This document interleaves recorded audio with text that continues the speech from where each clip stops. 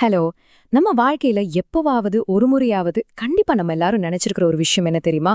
அட, இன்னும் கொஞ்சம் பணம் மட்டும் கையில இருந்தா என்னோட எல்லா பிரச்சனையும் சுலபமா தீர்ந்துடுமே அப்படிங்கிறது தான். பணம் இருந்தா சந்தோஷம் தானா வந்துடும் அப்படிங்கிற ஆழமான நம்பிக்கை நம்ம எல்லாருக்குள்ளயும் இருக்கு. ஆனா அது உண்மையா? அறிவியல் இது பத்தி என்ன சொல்லுது? தரவுகள் என்ன சொல்லுது? இன்னைக்கு நம்ம பார்க்க போற இந்த ஆழமான அலசல்ல பணத்துக்கும் நம்ம மகிழ்ச்சிக்கும் இடையில இருக்கிற நிஜமான தொடர்பை சயின்ஸ் மூலமா கொஞ்சம் ஆழமா புரிஞ்சுக்க போறோம். இந்த பயணம் உண்மையாவே உங்களுக்கு ரொம்ப ஆச்சரியமா இருக்க போகுது. சரி, இப்போ நேரா விஷயத்துக்கு வருவோம். பணத்தால மகிழ்ச்சிய வாங்க முடியுமா? இது பல நூற்றாண்டுகளா மனுஷங்க கேட்டுட்டு வர்ற ஒரு கேள்வி. சில தத்துவவாதிகள் கண்டிப்பா முடியாதுன்னு சொல்வாங்க. ஆனா நடுத்தர வர்க்கத்துல வாழ்ற நம்மள மாதிரி ஆட்கள்கிட்ட கேட்டா, பணம் இருந்தா சந்தோஷத்தை ஏன் வாங்க முடியாது? நிச்சயமா முடியும்னு சொல்வோம். ஆனா இன்னைக்கு நம்ம வெறும் தனிப்பட்ட கருத்துக்களை மட்டும் வச்சு விவாதிக்க போறதில்ல. நிஜ வாழ்க்கையோட டேட்டா, சைக்காலஜி அப்புறம் ஆழமான ஆராய்ச்சிகள் மூலமா இந்த பழைய கட்டுக்கதைய உடைக்க போறோம். வாங்க, இதுக்கான பதில அறிவியலோட கண்வழியா பார்க்கலாம். நீங்க நினைக்கனா இதெல்லாம் சும்மா ஒரு ஃபீலிங் தானே, இது எப்படி அளக்குறது அப்படின்னு. ஆனா இங்க தான் நம்ம கொஞ்சம் ஹார்ட் சென்ஸ்குள்ள நுழையறோம். மகிழ்ச்சிங்கிறது வெறும் உணர்வு மட்டும் கிடையாது, அதையும் அளவிட முடியும் அப்படின்னு விஞ்ஞானிகள் நிரூபிச்சிருக்காங்க.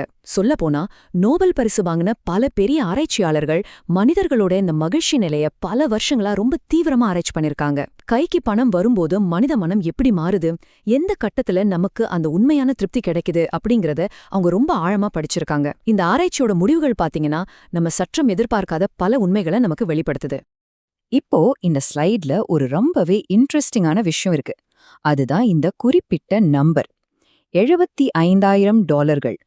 நோபல் பரிசு வாங்கின ஆராய்ச்சியாளர்கள் ஒரு குறிப்பிட்ட வருமான எல்லைய தேக்க நிலை, அதாவது ஒரு சேச்சுரேஷன் பாயிண்ட் அப்படின்னு சொல்றாங்க. சிம்பிளா சொல்லணும்னா, நம்மளோட அடிப்படை தேவைகளான சாப்பாடு, தங்குற இடம், அப்புறம் ஓரளவுக்கு வசதியான வாழ்க்கை, இதையெல்லாம் பூர்த்தி செய்ய தேவையான ஒரு தொகையா இந்த $75,000 அவங்க கண்டுபிடிச்சிருக்காங்க. இது ஒவ்வொரு நாட்டுக்கும் மாறும், அது வேற விஷயம். ஆனா இங்க நம்ம கவனிக்க வேண்டியது இந்த தேக்க நிலை அப்படிங்கிற கான்செப்ட் தான். இந்த பணத்தை நீங்க எட்டுற வரைக்கும் என்ன நடக்கும், இதை தாண்டின பிறகு என்ன நடக்கும்னு அடுத்ததா பார்க்கலாம். இந்த டேட்டாவை கொஞ்சம் உற்று கவனிங்க. உங்களோட வருமானம் இந்த $75,000 கீழே இருக்கும்போது அது அதிகரிக்க அதிகரிக்க உங்களோட மகிழ்ச்சியும் சேர்ந்தே நேர்கோட்டுல அதிகரிக்குது. அது ரொம்பவே இயல்பான ஒண்ணுதான். ஆனா அந்த $75,000 அப்படிங்கிற சேச்சுரேஷன் பாயிண்ட்டை நீங்க அடைஞ்சதுக்கு அப்புறம் ஒரு பெரிய ட்விஸ்ட் நடக்குது. அந்த மகிழ்ச்சியோட கோடு பாத்தீங்கன்னா அப்படியே தட்டையா, அதாவது பிளாட்டா மாறிடுது. இதுக்கு அர்த்தம் என்னன்னா, அதுக்கப்புறம் நீங்க எவ்வளவுதான் லட்சமா அதிகமா சம்பாதிச்சாலும் உங்களோட தினசரி மகிழ்ச்சியில எந்த ஒரு பெரிய மாற்றமும் வர்றதில்ல. இத நம்மளோட ரியல் லைஃப்ல சொல்லணும்னா, நம்ம ஆசையா வாங்குற ஒரு புது ஐபோன் இல்லைனா OnePlus மொபைலே எடுத்துக்கோங்க. அத வாங்கின முதல் சில மாசம் நமக்கு செம ஹாப்பியா இருக்கும். ஆனா அந்த பொருளுக்கான தேக்க நிலை வந்த உடனே அந்த மகிழ்ச்சி மறைஞ்சு அதுவும் நமக்கு ஒரு சாதாரண மொபைலாவே மாறிடும். கரெக்டா? பணமும் எக்ஸாக்டா அதே மாதிரி தான். பணத்தோட இந்த தாக்கத்தை இன்னும் கொஞ்சம் தெளிவா புரிஞ்சுக்க ஆராய்ச்சியாளர்கள் 2 முற்றிலும் முரண்பட்ட மனித குழுக்களை டெஸ்ட் பண்ணாங்க. முதல் குரூப் திடீர்னு ஒரு மிகப்பெரிய லாட்டரி அடிச்சு பண மழையில நனையறவங்க. இவங்க அதீத மகிழ்ச்சியோட உச்சத்துல இருப்பாங்க. 2வது குரூப் எதிர்பாராத விதமா ஒரு பெரிய விபத்துல சிக்கி கை கால்களை இழந்தவங்க, இல்லனா வாழ்க்கையில ஒரு பெரிய சோகத்தை சந்திச்சவங்க. இவங்க அதீத மனச்சோர்வுல இருப்பாங்க. இப்படி முற்றிலும் வேற வேற எக்ஸ்ட்ரீம்ல இருக்கிற மனிதர்களோட வாழ்க்கைய பல வருஷங்களா தொடர்ச்சியா ஃபாலோ பண்ணி பார்த்தப்போ யாருமே எதிர்பார்க்காத ஒரு ஷாக்கிங்கான உண்மை வெளியாச்சு. இந்த டைம்லைன் என்ன சொல்லுதுன்னு பாருங்க. முதல்ல அந்த எதிர்பாராத சம்பவம் நடக்குது. லாட்டரி அடிச்சவங்களுக்கு செம்ம சந்தோஷம், விபத்துல சிக்கினவங்களுக்கு தாங்க முடியாத சோகம். ஆனா கொஞ்சம் யோசிச்சு பாருங்க, சில மாசங்கள் அல்லது சில வருஷங்கள் கழிச்சு என்ன நடக்குது? இந்த 2 குரூப் மக்களோட உணர்ச்சிகளுமே மெல்ல மெல்ல மாறி ஒரு கட்டத்துல அவங்க 2 பேருமே தங்களோட பழைய இயல்பு நிலைக்கு திரும்பிடுறாங்க. ஆமாங்க, நீங்க கேட்டது நிஜம்தான். லாட்டரி ஜெயிச்சவரும் சரி, விபத்துல சிக்கினவரும் சரி, ஒரு குறிப்பிட்ட காலத்துக்கு பிறகு அவங்க முந்தி எப்படி சாதாரணமா இருந்தாங்களோ அதே இயல்பான மனநிலைக்கு வந்துடுறாங்க. இது எப்படி சாத்தியம்? நம்ம மனம் ஏன் இப்படி வேலை செய்யுது? மனித மனத்தோட இந்த வியக்கத்தக்க தன்மைக்கு தான் சைக்காலஜில ஹெடானிக் ட்ரெட்மில் அப்படின்னு பேரு. ஒரு ட்ரெட்மில்ல நீங்க எவ்வளவுதான் வேகமா ஓடினாலும் எப்படி கடைசியில அதே இடத்துல தான் இருப்பீங்களோ, எக்ஸாக்டா அதே போல தான் நம்ம மனசும். இப்போ உங்க ஆஃபீஸ்ல உங்களுக்கு ஒரு பெரிய ஹைக் கிடைக்குதுன்னு வைப்போம். அந்த சந்தோஷம் எத்தனை நாளைக்கு இருக்கும்? சில நாட்கள், மேக்ஸ் டு மேக்ஸ் சில வாரங்கள் இருக்கும். அதுக்கப்புறம் அதுவே உங்களுக்கு பழகிடும். உங்க மனசு திரும்பவும் அதோட பழைய இயல்பு நிலைக்கே வந்துடும். எந்த ஒரு வெளிப்புற பொருளோ இல்ல சம்பவமோ நமக்கு நிரந்தரமான மகிழ்ச்சியை தராது அப்படிங்கிறது இது ரொம்ப தெளிவா நிரூபிக்குது. சரி, அப்போ ஒரு பெரிய கேள்வி வருது. நம்ம எதுல தான் பணத்தை செலவழிச்சா நமக்கு நீடித்த மகிழ்ச்சி கிடைக்கும்? இங்க தான் நம்ம பொருட்கள், அதாவது மெட்டீரியல் திங்ஸ்க்கும் வாழ்நாள் அனுபவங்கள், அதாவது லைஃப் டைம் எக்ஸ்பீரியன்ஸ்க்கும் இடையில இருக்கிற வித்தியாசத்தை நல்லா புரிஞ்சுக்கணும். நம்ம புதுசா வாங்குற ஒரு லக்ஸுரி கார் இல்லனா விலை உயர்ந்த கேஜெட்ஸ் எல்லாமே கொஞ்ச நாள்ல அதோட மதிப்பை இழந்துரும். அது ரொம்ப சீக்கிரமாவே அந்த சேச்சுரேஷன் பாயிண்ட்டை ரீச் பண்ணிடும்.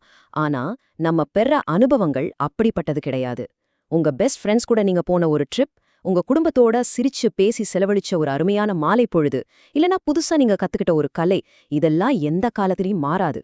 உங்களோட வாழ்நாள் முழுக்க ஒரு பசுமையான நினைவா உங்க மனசுக்குள்ளேயே அது தங்கிடும்.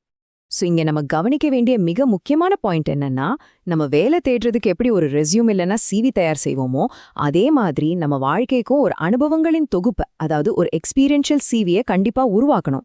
நம்ம கிட்ட இருக்கிற அதிகப்படியான பணத்தை கொஞ்ச நாள்லயே போர் அடிக்கிற வெறும் பொருட்களை வாங்குறதுல வீணாக்காம புது புது அனுபவங்களை சேகரிக்க பயன்படுத்துங்க. ஏன்னா அனுபவங்களுக்கு மட்டும்தான் நம்ம மனசுல ரொம்ப ஆழமான நீண்ட கால நினைவுகளை உருவாக்குற சக்தி இருக்கு. இந்த அனுபவங்கள் மூலமா மட்டும்தான் நம்மால அந்த பொருட்களின் தேக்க நிலையை ரொம்ப ஈஸியா தாண்டி உண்மையான நீடித்த ஒரு மகிழ்ச்சியை அடைய முடியும். உங்க மனசுக்குள்ளேயே ஒரு நிமிஷம் கேட்டு பாருங்க, உங்களோட எக்ஸ்பீரியன்ஷியல் சிவில இப்போ என்னென்ன அனுபவங்கள் இருக்கு? இதெல்லாம் கேக்குறப்போ நல்லாதான் இருக்கு. ஆனா வாழ்க்கைங்கிறது எப்போதுமே சந்தோஷம் மட்டும் நிறைஞ்ச ஒரு ரோஜா படுக்கை கிடையாது. அது உங்களுக்கும் தெரியும், எனக்கும் தெரியும். சில கசப்பான உண்மைகளும் இருக்கத்தான் செய்யுது. அது ரொம்ப அழகா வளர்க்கறது தான் இந்த கருப்பு புள்ளிகள் உதாரணம்.